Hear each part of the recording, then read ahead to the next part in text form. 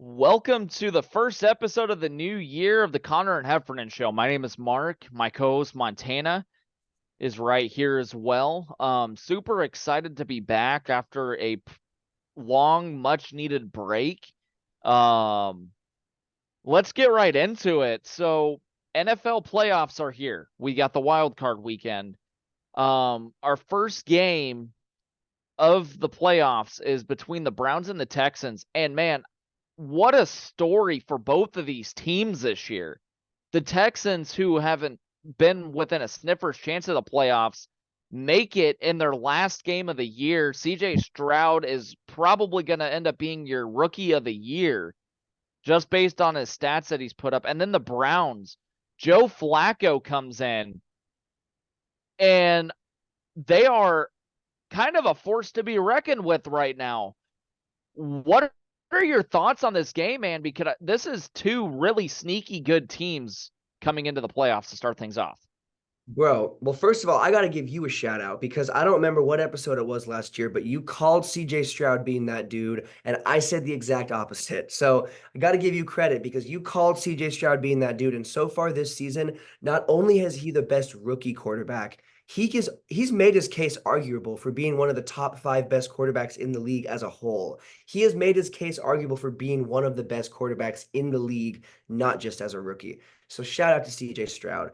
But this Browns team is ready to go, bro. I'm gonna have to give it to the Browns because the Houston Texans, shout out to them for making the playoffs after not even sniffing it, not having that quarterback, not having that defense, not having the team they needed really since, I mean, since you could say since Watt left, but you could really say because sometimes people try to forget that Deshaun Watson was that guy for a couple of years for Houston. So they did have a little bit of a team, but it's been long enough. Houston has needed this football team, and shout out to them for making it in the last game. But this Browns team is legit, and the quarterback they have is what makes me think they're going to go the farthest. Joe Flacco, not only is he a seasoned vet, he's a Super Bowl winning quarterback, a playoff quarterback. This dude knows how to win football games, especially in the post. So I've got to give it to the Cleveland Browns. How far are the Cleveland Browns going to go? I truly only see them making it to the next round and then being bounced. But I do have the Cleveland Browns beating the Texans. I'm going to say it's going to be a pretty hard-fought game. I'm going to give it to the Browns by 10 points. Give me give me Browns 20-10. That's a good prediction, man. Looking at the spread right now, Cleveland is favored by 2 points. The over-under is 44.5. I think the Texans are hungry. It's at home. The Texans are playing in Houston against the Browns. I think that's going to give Houston an edge. Give me the Texans here, 27-24. Ooh, I like that. I like that, man. That's even closer. And I'd love a game that is separated by just that because these are two teams that have had so many bad seasons. You want to see them fight. You want to see them give us a good, and I think it's going to be a great playoff game. So shout out. I like your prediction. Whatever happens, it's going to be a great game. For me, the Browns, this is the best the Browns have been, in my personal opinion. I don't know about you, but I think this is the best the Browns have been. And I think Flacco is, again, I don't want to sound like I'm just going crazy on Joe Flacco because I don't think he's the best quarterback in the league by any means, but he is a quarterback that knows how to play playoff football. So they got him at the right time. You don't want to see your quarterback go down with injuries. You don't want to see your team go down with injuries like some of the Browns have. But I think this is the perfect team for this time for that team. And I think that we're going to see the Browns push. But I like your prediction, and shout out to the Texans because that's a team that's needed some love. So that'll be a fun game. And then looking at the next game, Saturday, we've got the Dolphins versus the Chiefs. Man, Super Bowl defending Chiefs going up against the Dolphins. Chiefs, not the greatest season. Yes, they finished 11-6, but I think a lot of fans were hoping they'd go on like a defend the championship 13-14 win season run, and they did not do that. So what are your thoughts, bro? Is this Chiefs team going to get bounced by this extremely talented Dolphins team, or are we going to see the Chiefs right back in the Super Bowl? What are your thoughts, bro? I don't know about seeing the Chiefs in the Super Bowl, but I'm gonna go on. This is gonna be a game played by the factor of weather. The forecast at game time, the temperature is gonna be -1 at game time, with a feels like a -35. Miami is nowhere near used to that. I think that's gonna give the Chiefs an edge. I think the Chiefs actually find a way to win this one by 2 scores. Give me the Chiefs 27-17. I like that. I like that pick. And weather, dude, that's the thing. When we talk about playoff football, yes, you have to look at factors of the team you're playing against. You also have to look at where you're playing against. And in the case of the Dolphins, I was just in Florida, and I can't even imagine, especially now, because week by week it just gets colder and colder in the Midwest. You know this from example right now, bro. You're living it. I'm not. So you know this. It's just getting colder and colder out there. The Dolphins are not going to be ready for that game weather-wise, and that is a huge, huge factor. We've seen it be a factor in so many playoff crucial football games. Give me the Chiefs. I'm with you, bro. I've got a little different score, but I've got a multi-score game. Give me the Chiefs 35-21. The Chiefs are going to run away with it in the end. I do think it's going to be a really close game. Well, they can keep their wits about them with the weather, but I think the Chiefs are just going to run away with this one. Spoiler alert, I don't have them going to the Super Bowl, but I do have the Chiefs making it to the next round. And I think that Patrick Mahomes is going to have a classic Patrick Mahomes performance because I just think he's going to have he's in decent health. He's had a decent season physical. So I think he's going to put up a show for the fans at home. It's at home, I believe. It is. So he'll put a show up. He'll put a show up for the fans any game that's at Arrowhead. I just think that this might be the only one that they're winning at Arrowhead in the playoffs. I actually think that that's how it's going to work out because I don't think they're going to have the legs to go the distance. They had a really poor finish to the season, so I think that's going to reflect in their playoffs. But I just think they're just going to be too much for the Dolphins, specifically with that weather. So give me the Chiefs. Sounds like we're on the same wavelength with that one. Moving over to our Sunday matchups, Steelers versus Bills. This is a really interesting one because the Bills looked like they were in jeopardy of not even making the playoffs at some point. And then same with the Steelers for a lot of the season. So between these two teams, that I don't want to say barely made it in, but they definitely had to make a push in the end. Who do you think is going to walk away? Do you think this battle-tested Steelers team or this Bills team that a lot of people, including I think us, called for being a team to make it far? Who do you think is going to walk away on Sunday, bro? This is an interesting game. The Steelers are very solid on both sides of the ball. You got the Bills. Josh Allen had such an up and down year this year. He was an interception machine for a large part of the year. 29 touchdowns, 18 interceptions, struggled to take care of the ball through long stretches of the season this year. I'm going to go with the slight upset here on this with the Steelers because right now Buffalo is favored by 10 points. Again, this game is going to be affected by the weather. It is going to be 22 with heavy snow. At the time, they're, I think, getting lake effect snow for this game. So it's going to be very interesting to watch. Should be a fun game to watch. But I got the Steelers winning by 3 points. I think it's going to be a low-scoring game. Give me the Steelers 13, Bills 10. I like that pick. Dude, if there's one thing we're on the same wavelength on, it's low scoring game. Weather's a factor. It's hard to put up big points in the weather. But looking beyond that, these are also two teams. The Steelers are not going to put up big points scoring wise in any performance they play this season. They are not that offensively fine-tuned of a team. But the Bills are the exact opposite. They are an offensively fine-tuned team. But Mr. Brett Favre Jr. over there that can't decide if he wants to throw an interception or a touchdown is going to hold them back from scoring 21 plus points. So I've got it being Bills on top. I think the Bills walk away. I don't want to seem too bold out here with my take on this Bills team, but I do really think this Bills team is more legit than what we've seen, not what we think. Because if anything, we thought they were legit, and then they kind of made us back. They made me backtrack. I don't want to speak for anyone else. They made me backtrack on those legit claims with how they played middle half of the season. So I think they woke up at the right time, winning that last game, really showing that they can make it happen, even despite Josh Allen's interceptions.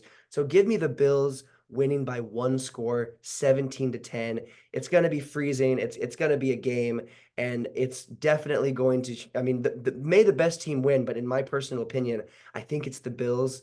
Also, the Steelers are missing some key defensive pieces due to injury, so we've got to also look at that. One of the things that's made this Steelers team great this year, I talked about the lack of offense, so that defense has really, really, really, really not overcompensated because you want your defense to be great, but that defense has shown up extra when they've needed to. So shout out to that Steelers defense. They're missing some key pieces, so I've got to give it to the Bills, but I like your pick a lot too. Yeah, I think it's going to be a very low scoring competitive game. Um, but just based on where both teams are at right now, I think the Steelers, they don't have the quarterback necessarily like Josh Allen. But their quarterback is still pretty solid nonetheless. They don't I have the think the picks the Steelers make it. same either. What's that? I said they don't quite have the same like the quarterback isn't throwing the same like Josh Allen throws a disgusting amount of picks. So Yeah. So Kenny Pickett right now, it's 201 for 324, 2,070 yards. So he's efficient. 6 touchdowns, 4 interceptions. So he doesn't have the numbers that, say, Josh Allen does.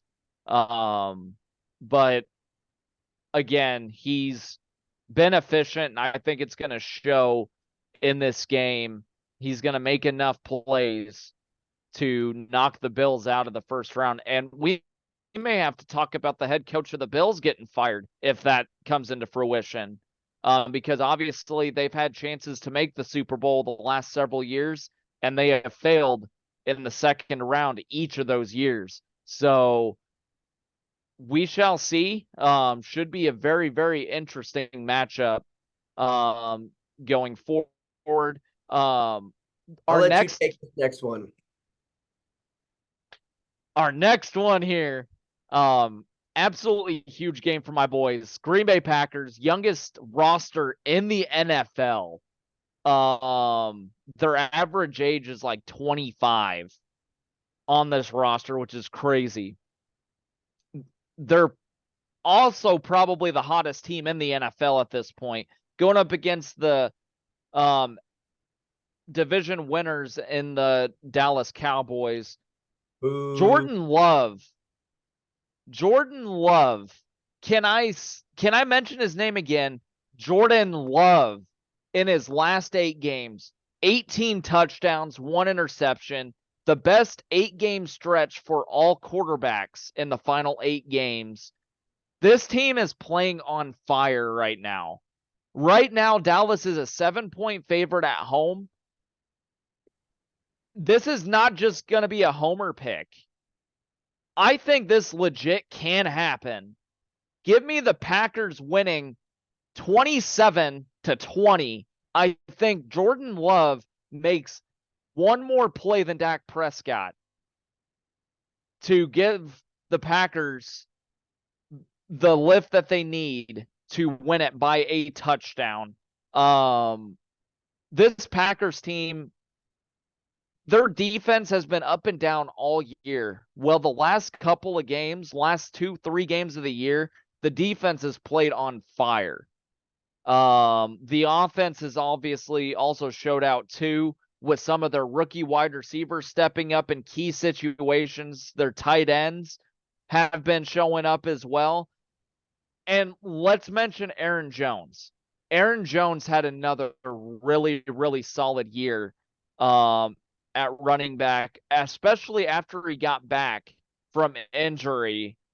He had 142 carries, 656 yards, 2 touchdowns post-injury, which is pretty dang good. And then Reed, the wide receiver, one of the top wide receivers for the Packers, He's stepped up as of late. 64 receptions for 793 yards and 8 touchdowns.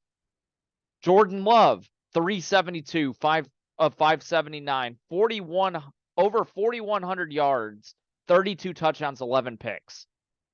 This Packers team doesn't turn over the ball very much.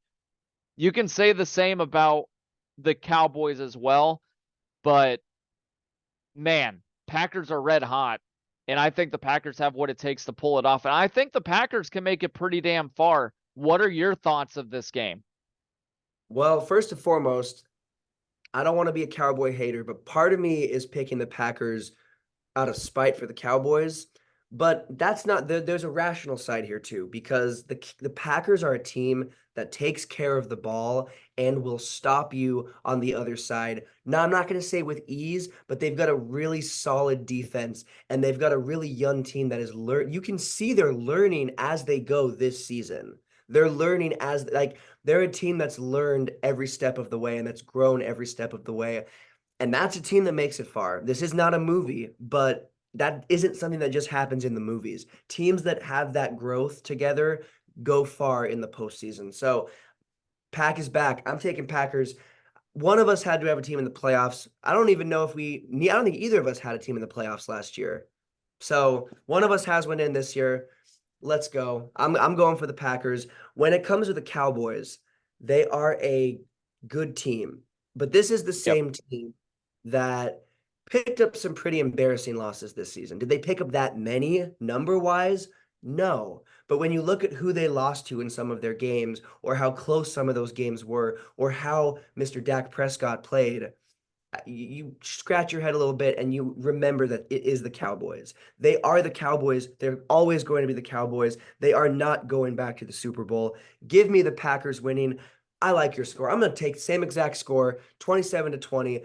Give me the Packers because I truly, truly believe that A, the Cowboys are going to be the Cowboys, and B, this Packers team is special. So give me the Packers. I really hope next time we talk, it wasn't like Cowboys obliterate. I hope that's not the case. I don't see that happening even if the Cowboys win, but I'm really hoping that's not the case, bro.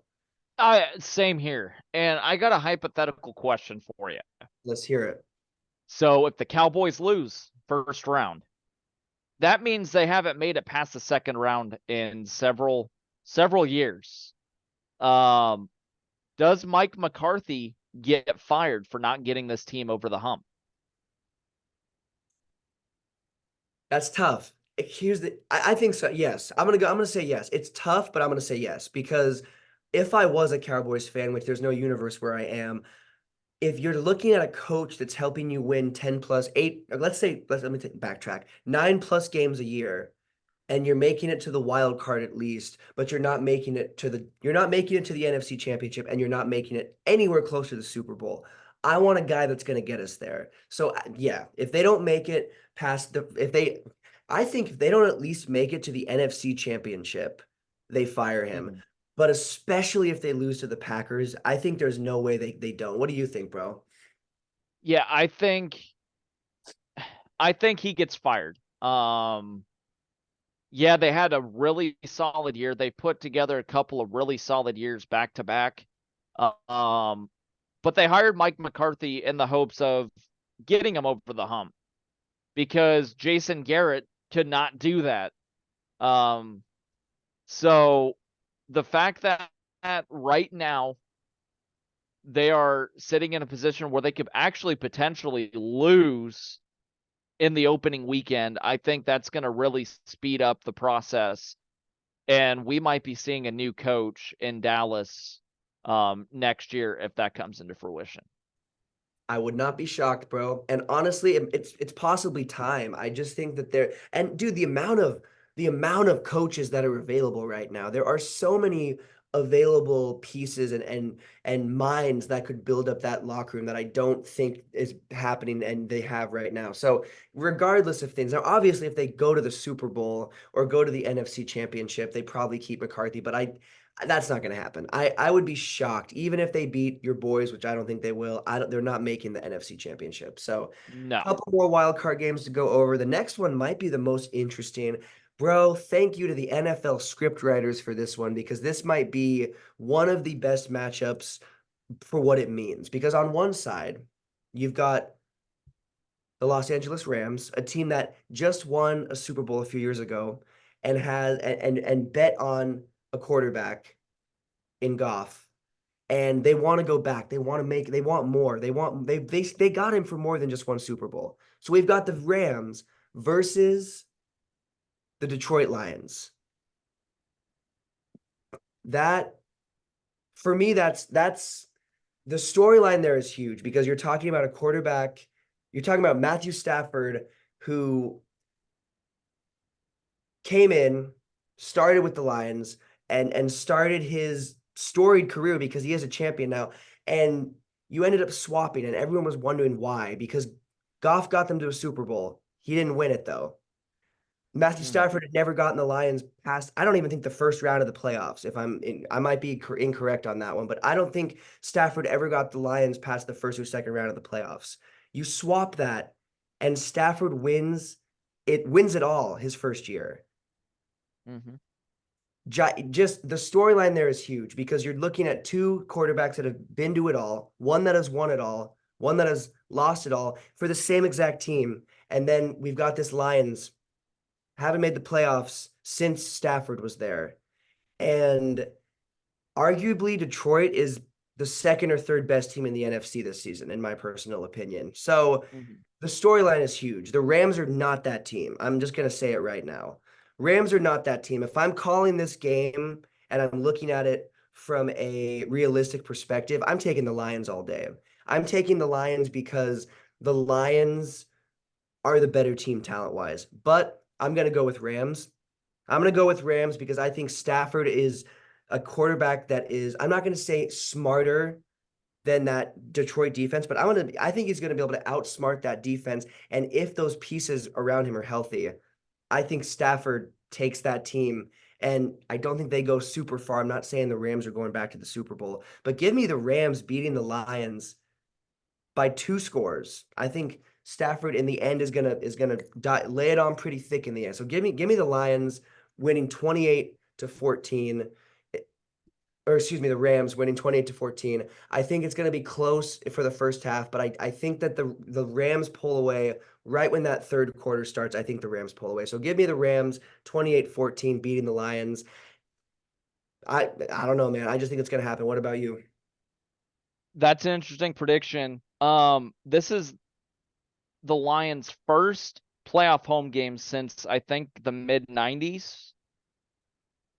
The buzz in Detroit is huge, and this Lions team is arguably one of the top 3 teams in the NFC this year.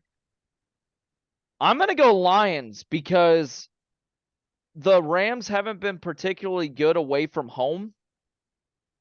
And I think the atmosphere in that in Ford Field is going to be massive. I think it's going to play a factor. It's going to be a loud place Sunday night. Give me the Lions by 2 scores. I'm going to go Lions 30, Rams 20. I like that. I like that. And again, let's talk about Goff and how great he has been for the Lions because there was a lot of doubt over him when he left LA. So I think for him to go to Detroit and start with a team that really did not look that great at all. Don't forget, Dan Campbell started with that Lions team when they were not winning games. They stuck with him and look where they are now. So shout out to them for that. But like Goff and Campbell are 2 staples for this Detroit team. And shout out to them for everything they've done for that team and for that city. But I've got to give it to the Rams. Something about this Rams team, specifically being led by Stafford and Stafford being back and ready to go. I just think they're going to win. But it could easily go either way because obviously this Lions team, like I alluded to, they're one of the best, if not, some people would consider them the best NFC team. I'm not one of those people that would consider them the best, but I would consider them within the top 3 this season. For regular season, I would absolutely say they're one of the best 3 teams in the NFC. So it's going to be a great game. And then that brings us to our final wild card matchup which will be played on Monday, a little Monday night football. We've seen this one before. We've seen this one a couple of times. I'm talking about Eagles versus Bucs. One of the differences is Mr. Tom Brady's not playing QB for the Bucs this time. That's one big difference. And another big difference is, bro, this Eagles team, they're not so scary anymore. They don't look as scary as they did when they met up in the playoffs last time or even just earlier this season. So my question to you is this: is this Eagles team going to get shut out and stopped in the first round, or are they going to regain their footing and beat this Bucs team that's led by a pretty good Baker Mayfield? Let's give him a little credit out here. I think the Eagles get bounced. Ooh, I okay. really do.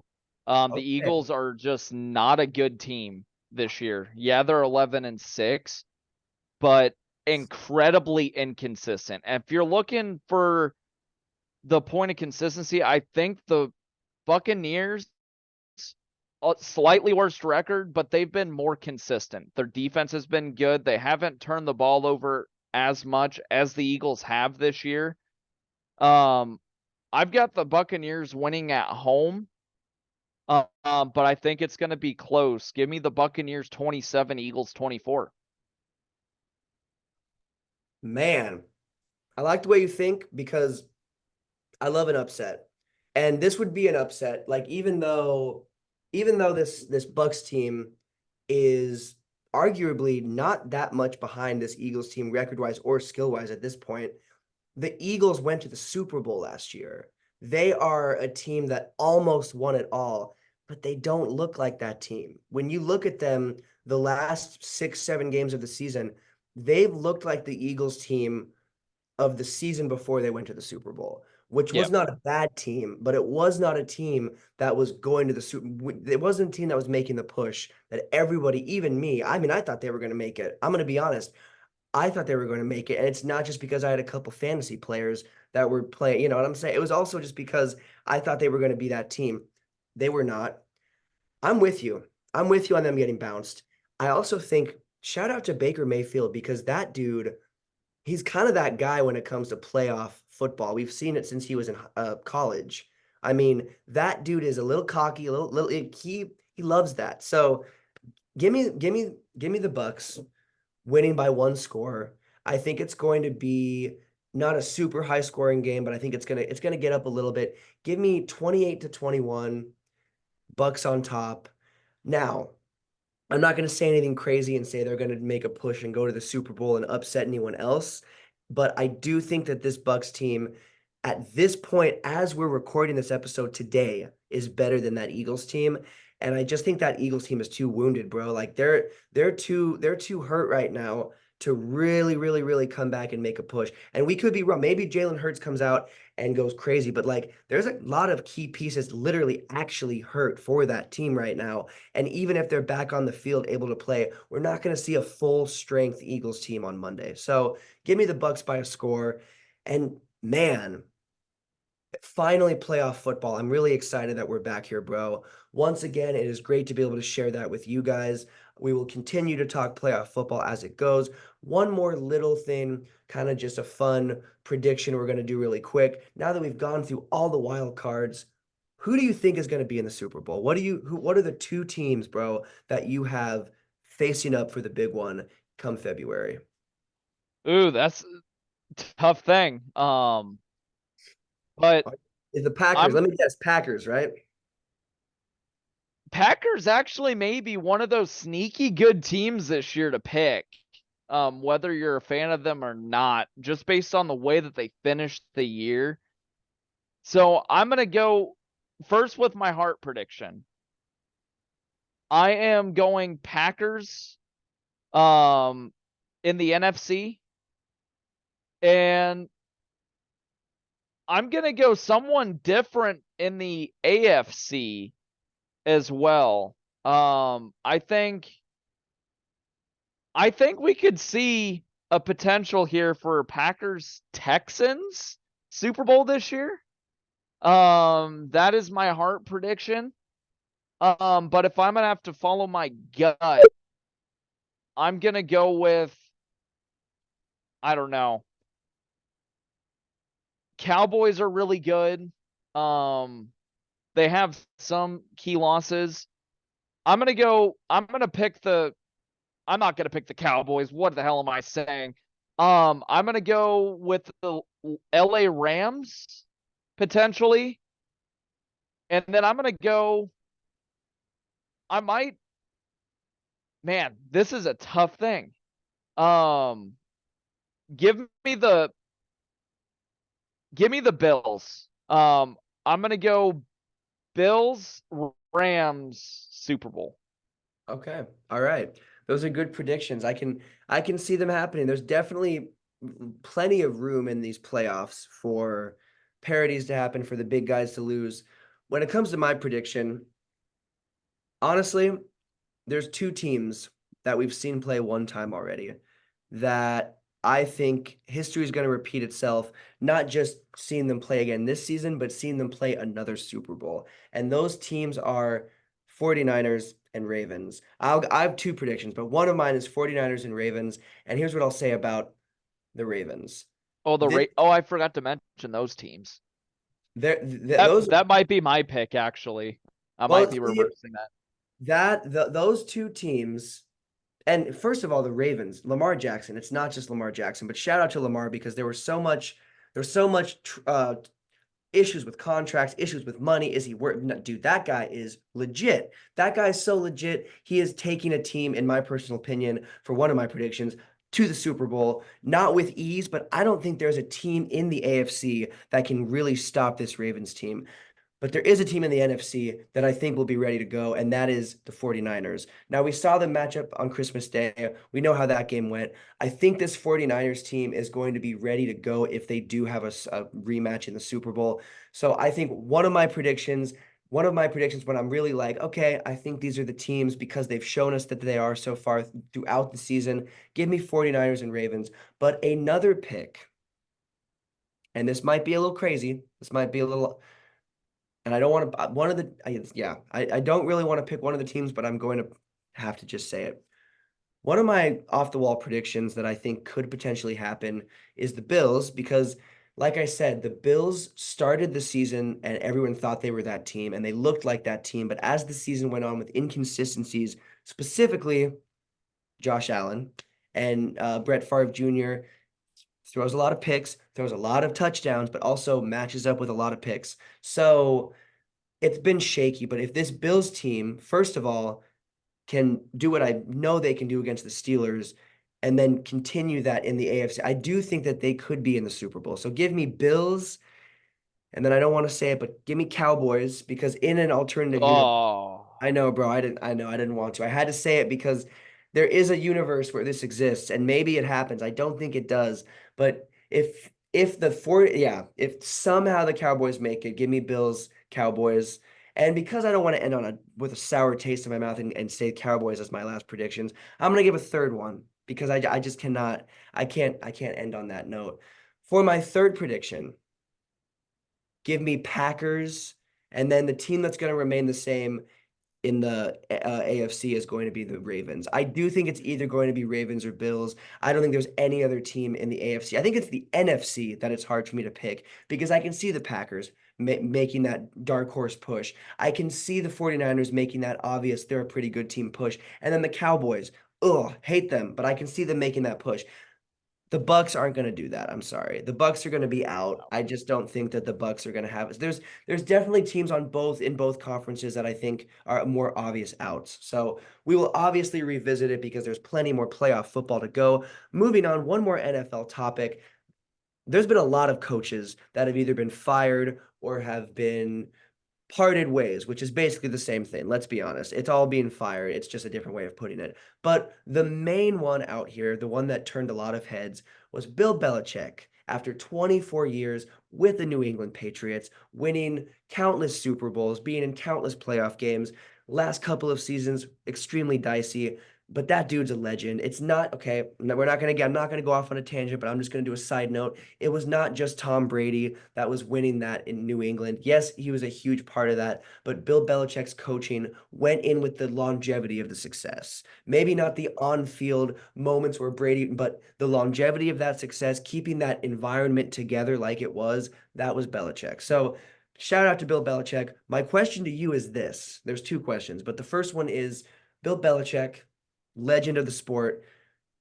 Do you think he's retiring? And if not, where do you think is the best place for Bill Belichick to go? Because he's only, I believe, 15 wins off of, I think, the most wins as a coach. Some big record as a coach. I believe that is what it is. So he's only 15 wins off of that. Where should he go to accomplish that record or just to accomplish some success? Because it's been rough for him the last few years.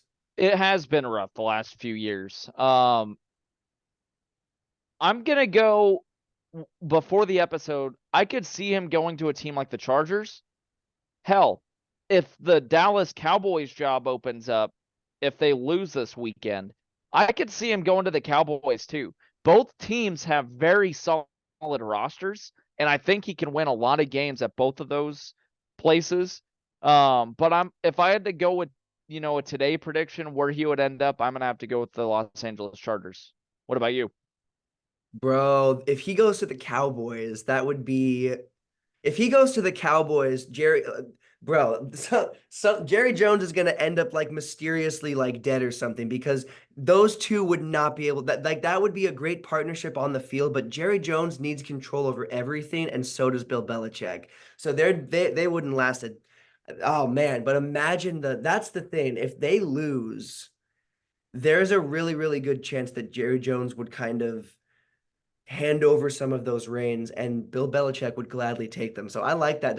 I don't want to think about that because I don't want to say that'd be a guarantee like Super Bowl run for the Cowboys, but yeah, that would be crazy. So I can see that one happening, but the one that I agree with and the one that I actually think is going to happen is the Chargers. I think that we are going to see Bill Belichick's a good fit for the Chargers because they have a decently young quarterback. They have a really, really, really, I'm not going to say stacked, but decently stacked defense, and they have an offense that is growing and that they could absolutely add some weapons to. So I think he is going to be the Chargers coach.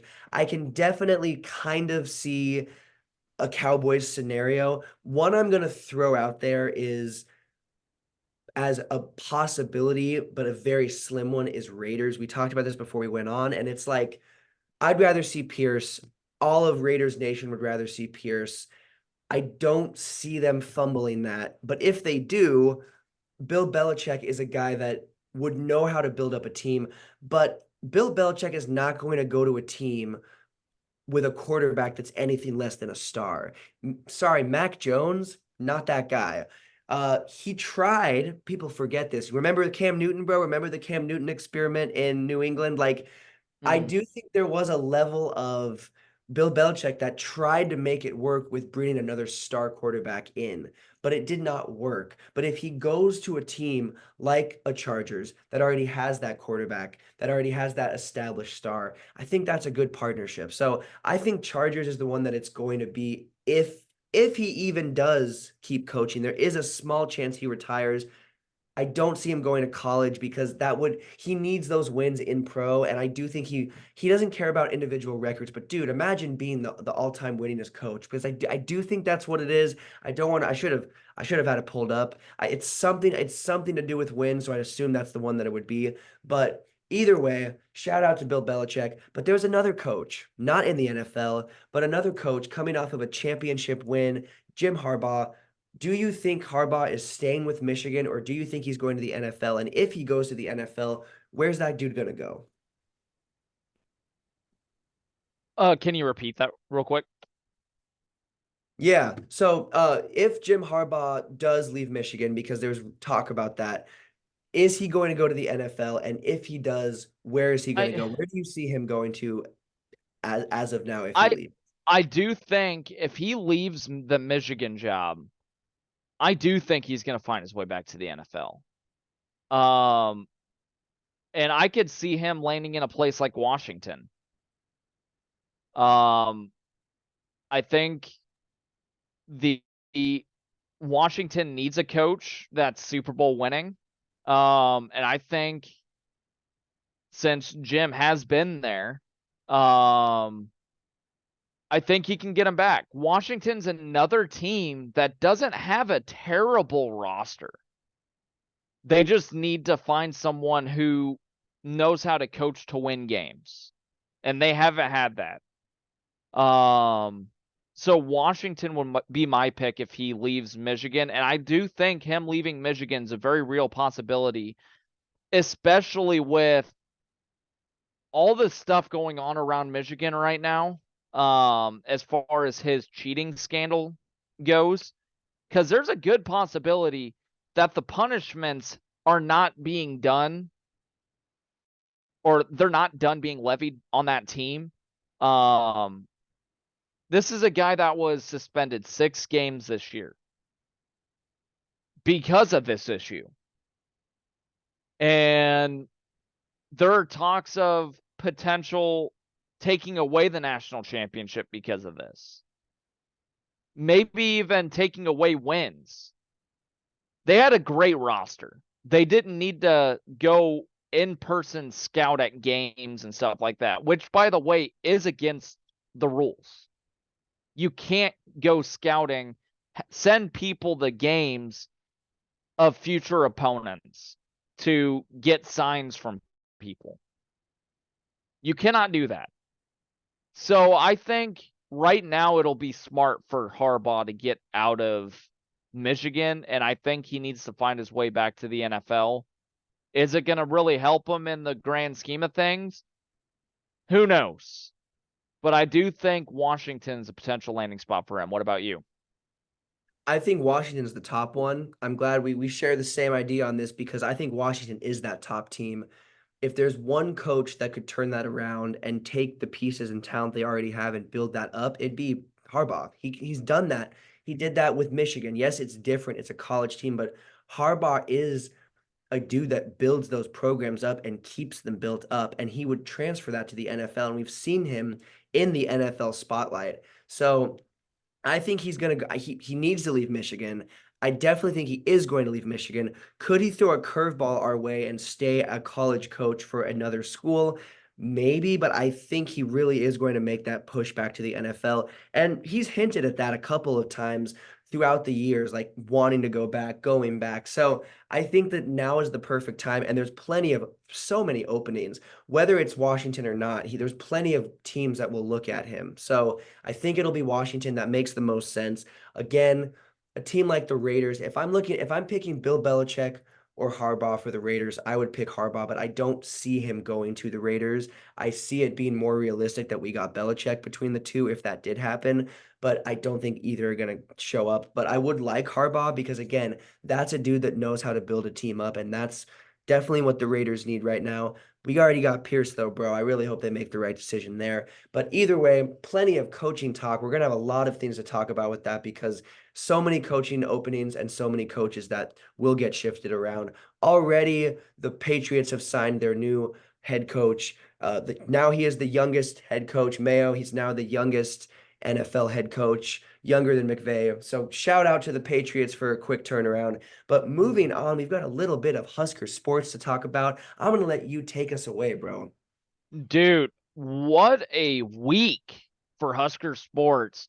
We'll start off with basketball here. They beat #1 Purdue at home a few days ago. And this basketball team right now, man, is sitting really pretty right now. They're sitting at 13-3, 3-2 in conference.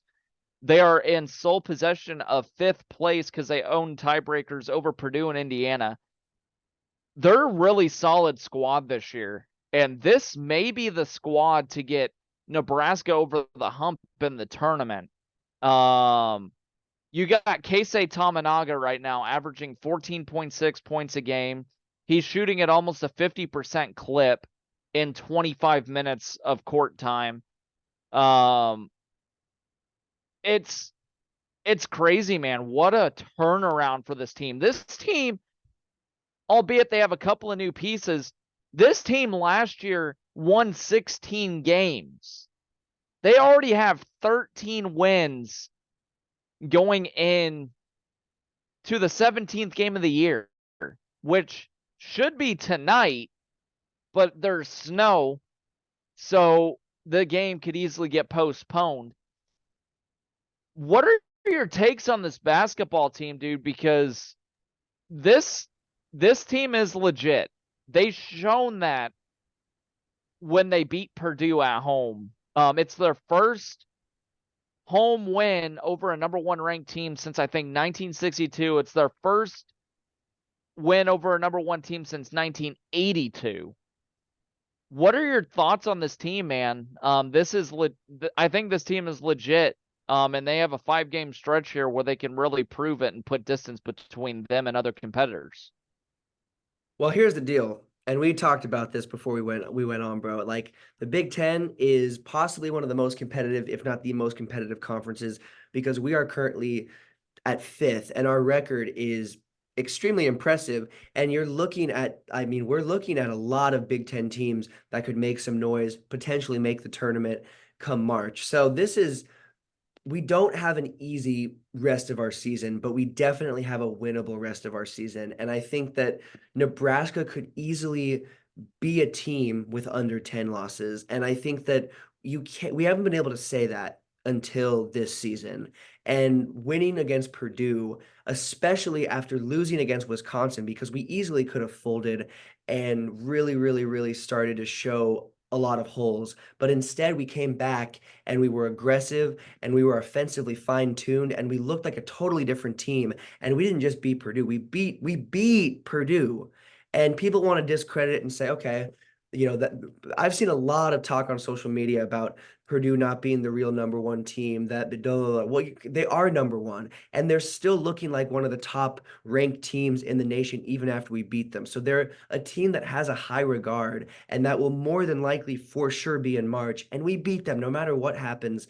We beat that team. But for me, beating them, especially after that Wisconsin loss and a couple of, even if we were winning them, shaky wins, I think this Husker team is showing who they are, and we're going to continue that. Of course, weather pending, if they get to play against Iowa, it's probably not going to happen, just judging on how the weather is out that way. But who knows? Maybe they'll get that in. But either way, within their next few games, I think that they can really make a push. And then they play Wisconsin again February 1st. And then right after that, they play number 10, Illinois. So do you think that we can string together enough wins before then and then win those games as well? And what are your thoughts on the rest of our record or rest of I our season? think so. I'm just going to start with the next, let's see, 5 games before we get to Wisconsin at home. We play at Iowa tonight. We play at Rutgers, Northwestern, Ohio State, and Maryland. I think there's a real possibility there where you can see this Nebraska team go 4-1 in that stretch potentially. Obviously you got to take it one game at a time, but they've got a lot of momentum now, especially after getting that win against number 1 Purdue. This team is ready to go. They've shown everybody who they are. They could go 4-1, and dare I say it, I don't think it's going to happen, but they could go 5-0 in this stretch. And they could be a 17-4, 18-3 team going up against Wisconsin, which is crazy. Nebraska has not had 18 wins before. I think they haven't had 18 wins before March in a long time. I don't even think they have had a team that had 18 wins before March. And they're sitting pretty right now. You got Wisconsin at home, which is a tough team, and then Illinois, who's a top 10 team on the road. They may be able to go 1-1 in those 2 games. And I'm saying they probably beat Wisconsin at home, because I think that's going to be a jazzed up atmosphere. And then I think they lose to number 10 Illinois at home. But the win against Wisconsin will be huge because that's a quadrant 1 win. That's another quadrant 1 win in the books. They've got Purdue, who's a quadrant 1 win, and now you'll have Wisconsin as a quadrant 1 win. They lose to Illinois. I think they can beat Northwestern in Evanston, Illinois. I think they beat Michigan. Michigan is not very good. I think they can beat Penn State. They already beat Indiana. Indiana's incredibly inconsistent. I think they can win that. They play Minnesota. Minnesota is an okay team. They play Ohio State. Every one of these games, barring one or two, are very winnable this year to end the year. We very well could be talking about a team that has well less than 10 losses on the year, which is absolutely crazy. And if they can do that, they're going to be a top end seed in March without a doubt.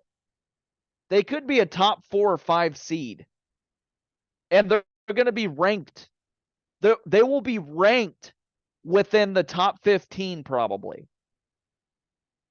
Like, there is real possibility that Nebraska can make noise in the Big Ten tournament and they're a top end seed to get a favorable draw in March. This team is better than any of Les Miles's teams, including the one that took them to March Madness in 2014. I don't think that's without a question that they're going to be a team with less than 10 losses. What are your thoughts on the rest of the season? Because, dude, the schedule is setting up to where they can really make a serious push in March. Absolutely. I think they will. I think they absolutely will. I'm not going to say they're a lock for March because I don't think we can make that call quite yet because there's still plenty of basketball, but I would say they're close, in my opinion, to being considered a lock for March, or at least making that push.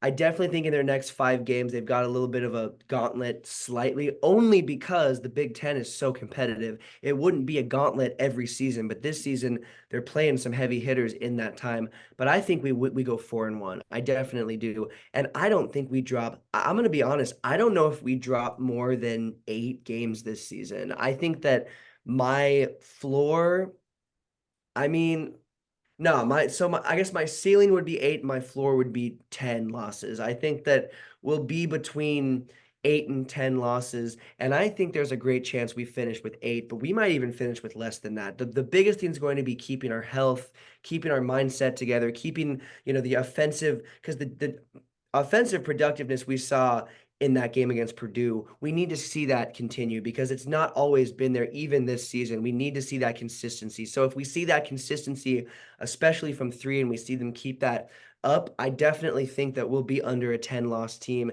and we absolutely will be in March. So it's an exciting time to be a Husker fan for basketball. I definitely think that this is the best we've seen.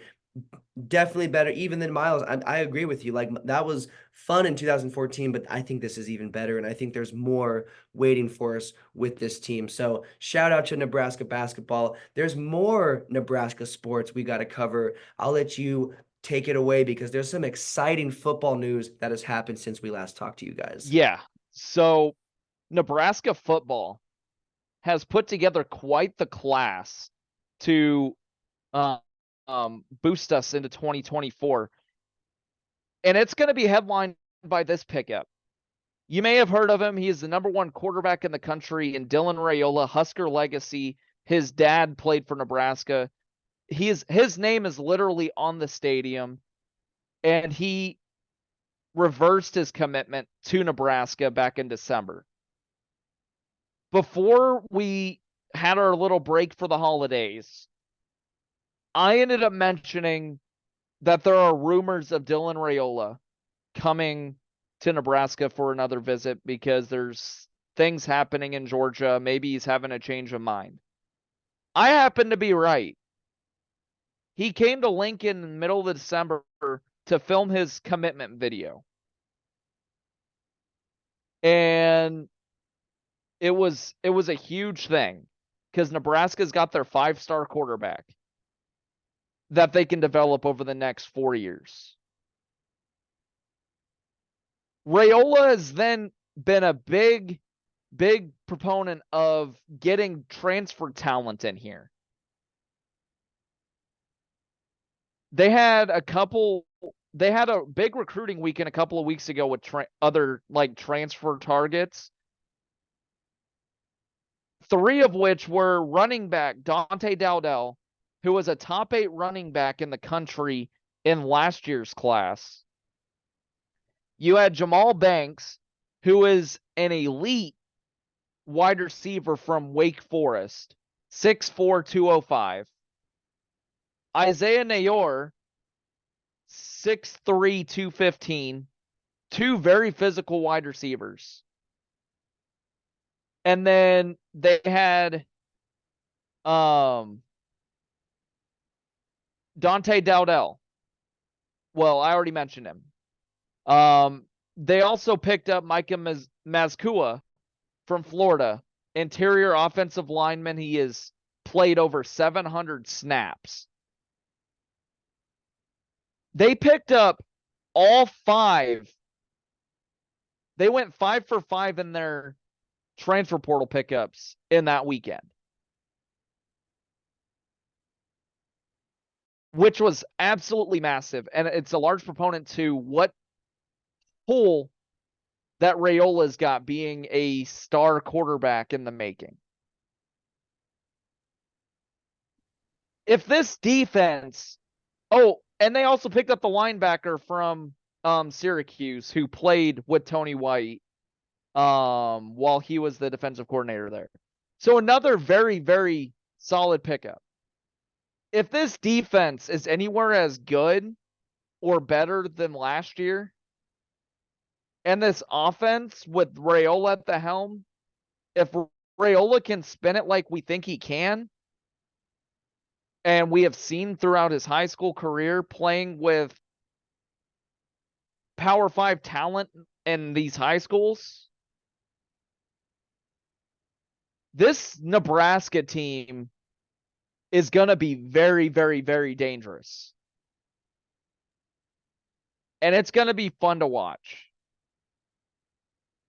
because they have done a great job at bolstering up positions of need on the offensive line and defensive line, as well as linebacker. And then they got a quarterback now who is likely going to start as a freshman.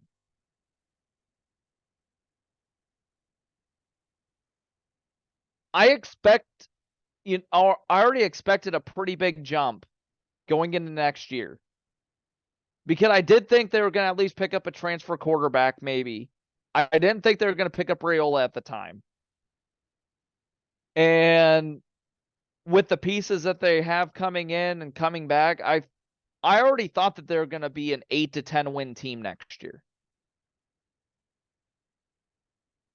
But with the additions with Raiola and a few of these other players that they have coming in, this team could win 9 to 11 games next year. And they're going to be in talks with the 12-team playoff, which, by the way, starts next year. What they are doing in this class, and even going forward,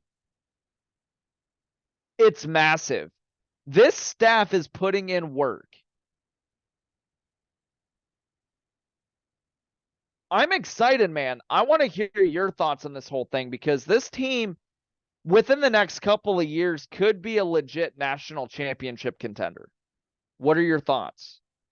I think they definitely will be. I think we're seeing the biggest push we've seen for Husker football.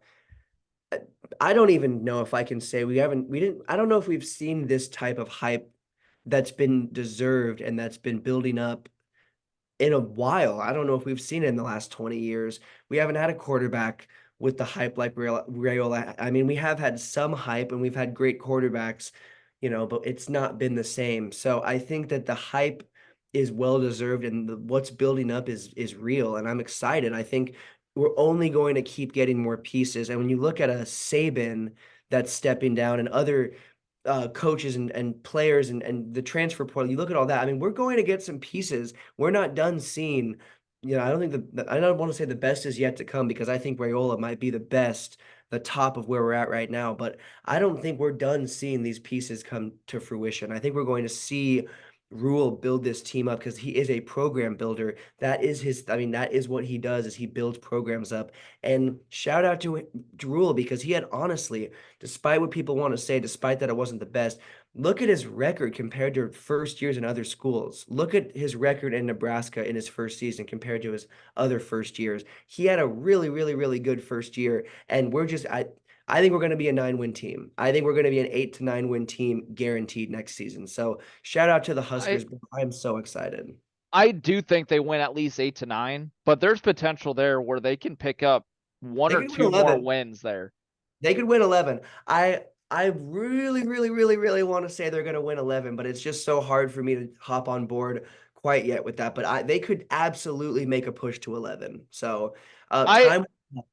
I think if they win anywhere between 8 to 10 games, I think we could be talking potential 11, 12 win team the year after that.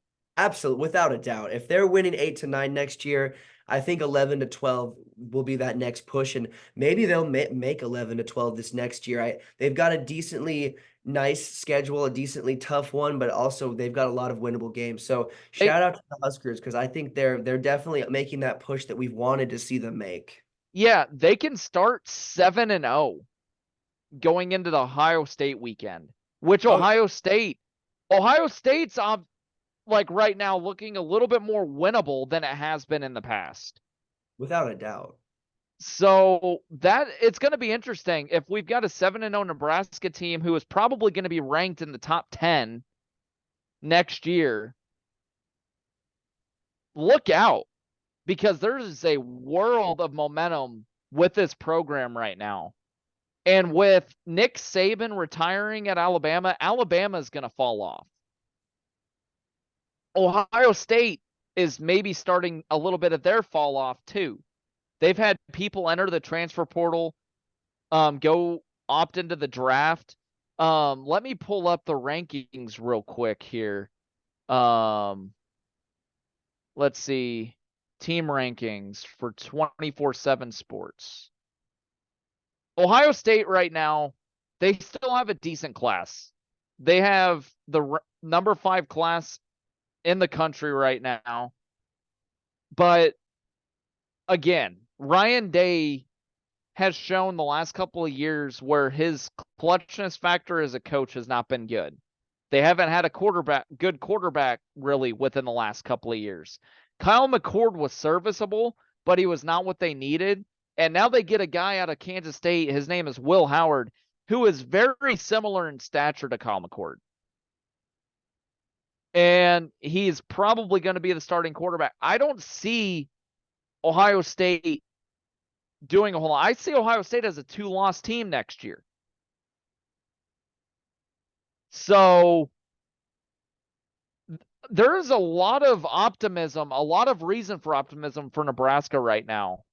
And I've talked to other fans from other fan bases too, and they're seeing what Nebraska's putting together, and they're like, oh, we better watch out for Nebraska within the next couple of years. Nebraska could legit be a national championship contender within 2 or 3 years. And I already mentioned Raiola, but I need to mention his brother as well, who is also a really good quarterback. Has a couple of years left in high school. He's probably going to be a 5-star recruit.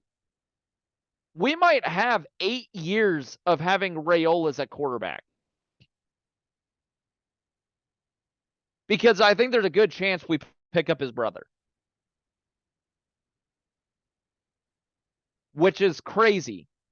So we might be seeing a little bit of a mini dynasty brewing with Nebraska. Again, time will tell as we get into the season this year, barring anything happening on the injury front or transfer front.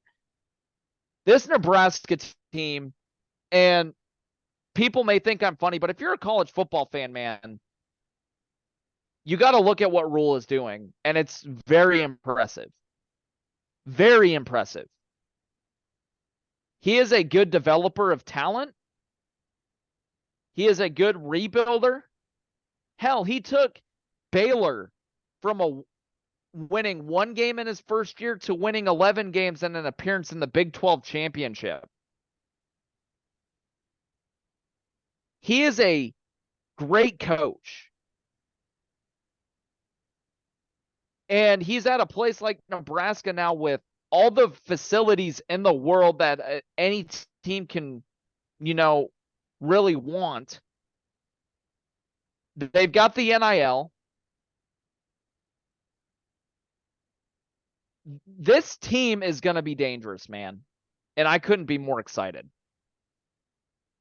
Absolutely, bro. Time's gonna like some people would say time will tell, but also with the pieces we've got, I think it's already being told. So it's really exciting.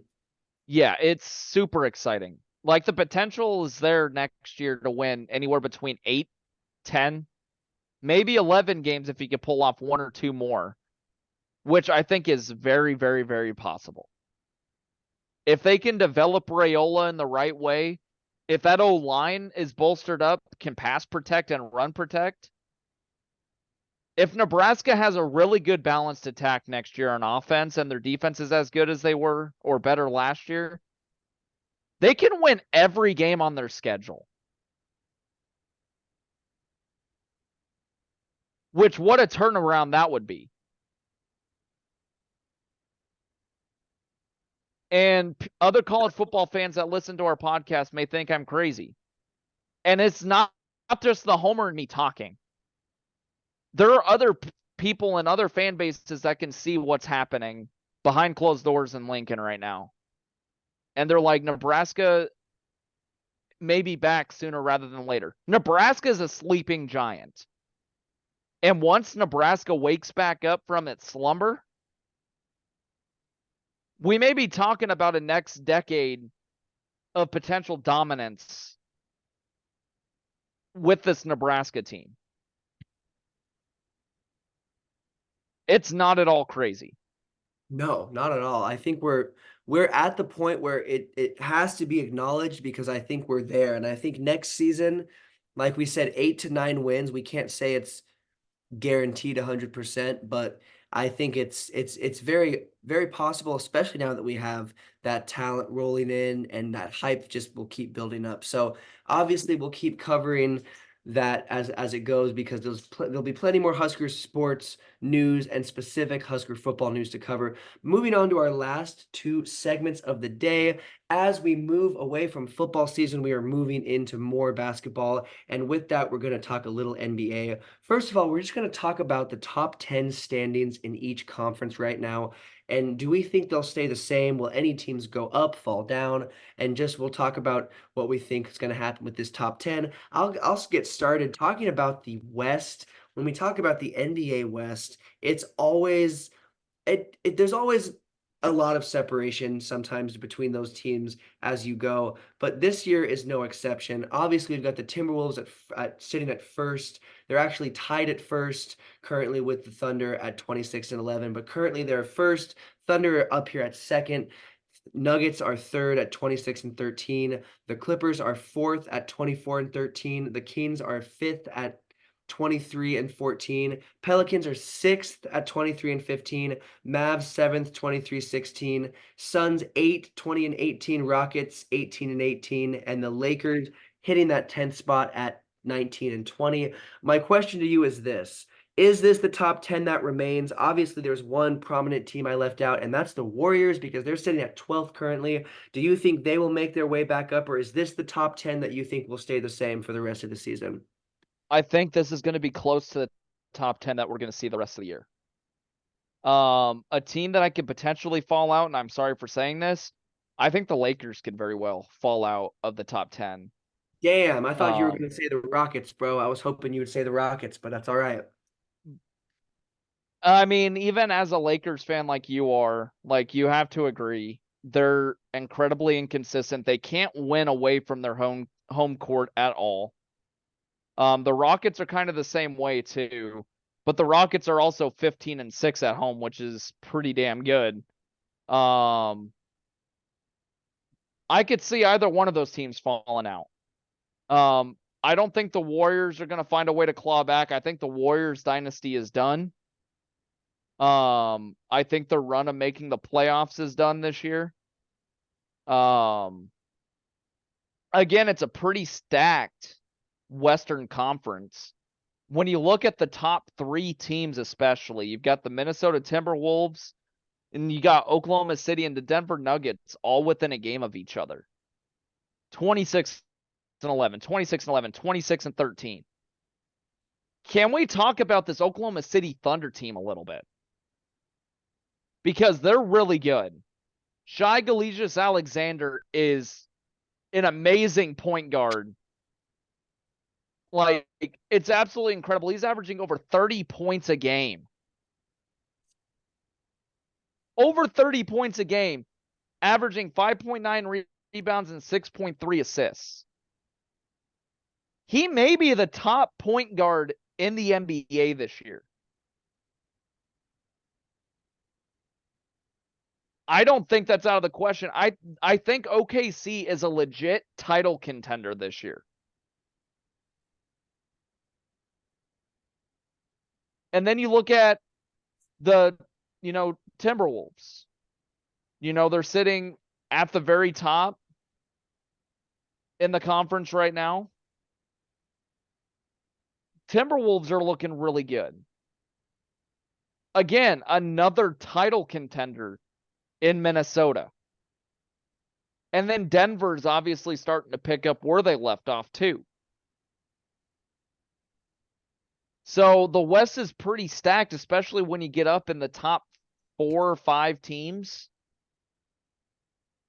It's fun to watch, man. It's going to be fun to watch this race go as the season gets a little further along. I agree because we're really still we're entering that second half, but we're still not quite there yet.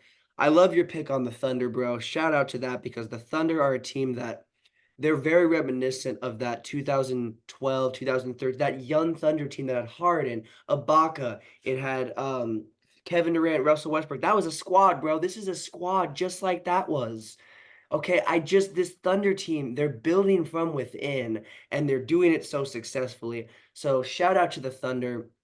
I think they're going to stay in the top 4. I think the Nuggets are going to stay in the top 4. I do think the Timberwolves might stay in the top 4, but that's a team I can see dropping down. I do think they'll be in the playoffs, but I can see them shifting. I can see the Mavs rising up. I can see the Kings rising up. So I can see some of these teams shifting. But when it comes to the top 10 changing, the only team that I'm going to give a little bit of a tiny bit of credit to is I can maybe see the Warriors getting that 10th seed and knocking the Rockets out. Now, I know the Lakers are currently below the Rockets at that 10th spot, but I do think the Lakers will finish somewhere between 6th, 7th, or 8th. So I don't think they'll finish as low as they are, but they've got a gauntlet. They've got a hard rest of their season. And like you said, they cannot win away from their home court. And that's not a good sign. Even if you can make the playoffs, that's not a good sign once you're in the playoffs. So I think they'll turn it around. That's not just me being a homer trying to be positive. I do really think they will. But I do think the Warriors will edge their way in and be right on the edge potentially. But I think this top 10 very well could stay the same as well because this Rockets team is pretty solid. They're a pretty decent team. They're currently sitting right at that 500. And they're not a bad squad at all. So shout out to the Rockets. Moving on to the East, it's a little bit of a different story. This is a conference that's a lot of these teams are separated by a game or they have almost the exact same record. Coming in at first is the team that is pulling away by just a little bit, and that's the Celtics at 29-9. Second is the Bucs at 26-12. Third is the 76ers at 23-13. Fourth is the Pacers at 22-15. Fifth is the Cavs at 22-15. Six is the Knicks at 22-16. Seven is your boys, the Heat, at 21-16. Eight is the Magic at 21-16. Ninth is the Bulls at 18-21. And 10th is the Nets at 16-22. Couple of squads right below them are the Hawks and the Nets that are really, really making some pushes. So my question to you is this: is this the top 10 that remains the same, or is it going to get shook up a little bit? I think it's going to get shooken up a little bit. I think the Atlanta Hawks find a way to bounce Brooklyn out of that 10 spot. Outside of that, I don't think I could see maybe the Heat moving up a couple of spots. I think they very well could end up in that 5 or 4 seed by the time the season's done. But I think other than that, it's going to stay pretty much the same. It's very competitive in the East right now, as you can see with the records. You've got 8 teams with 20 plus wins, and from 1 to 8, you're separated by 7.5 games. So very, very, very competitive conference, man. It's another exciting race at this point in the year. I'm with you, bro. The NBA is really exciting this season, and it gives us a lot to talk about going forward. Not that that's everything, but there's just a lot of exciting storylines to follow. But when we look at the East, man, I do think the Nets and the Bulls are two teams that I can easily see being knocked out and being switched by the Raptors and the Hawks. I think the Raptors look really nice when they're not getting cheated by the refs against the Lakers, because I'm going to be honest, they were absolutely cheated out of that game against us when we beat them. It was like 20 plus free throws to 2 or 3 in the fourth. That doesn't look very good. You can't really make that look any other way than how it is. But the Raptors are a solid squad. They've gotten a couple.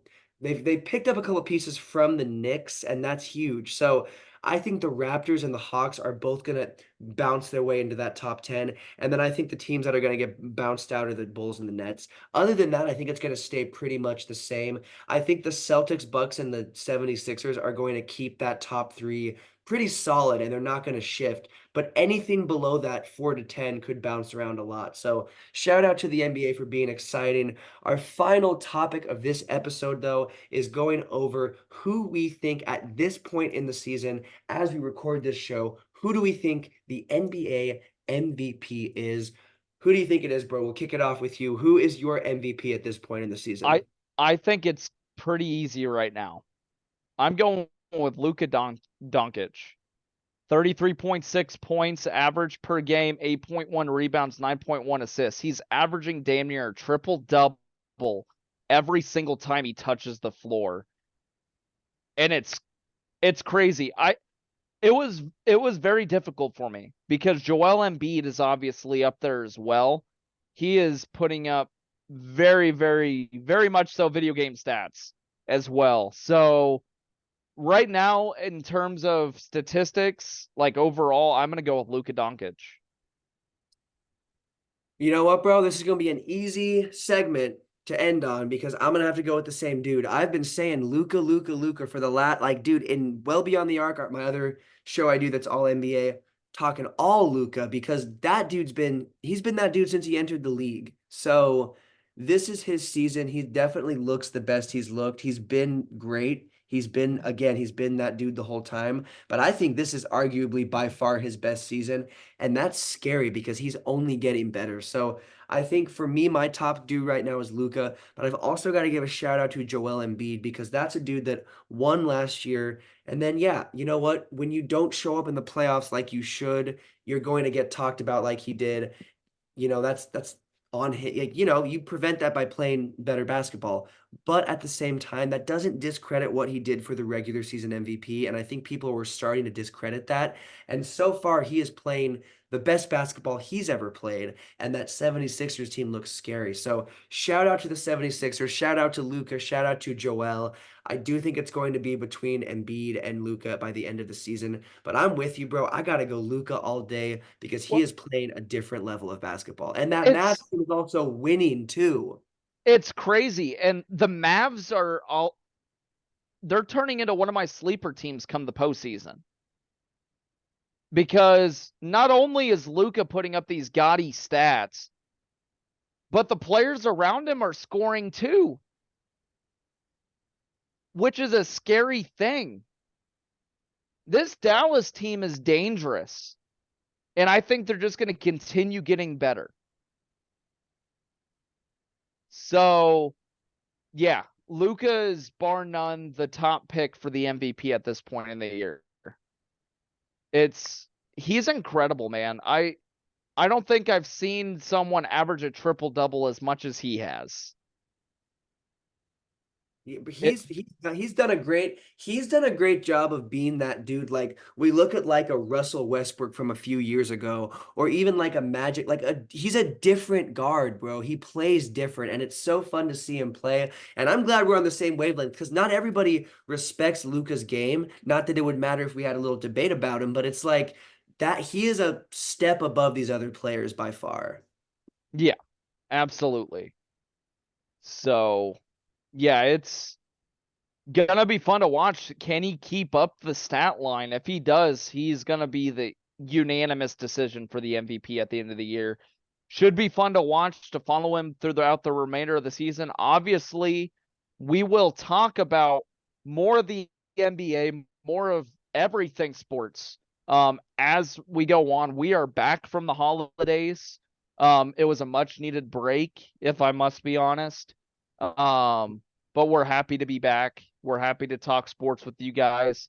As always, if you are watching us from Yanking the Brit, because this may be posted on their channel as well, like and subscribe the video on or to their channel there, but also come to our channel, like and subscribe to us as well. We would love to hear from you as far as recommendations of what you want us to talk about.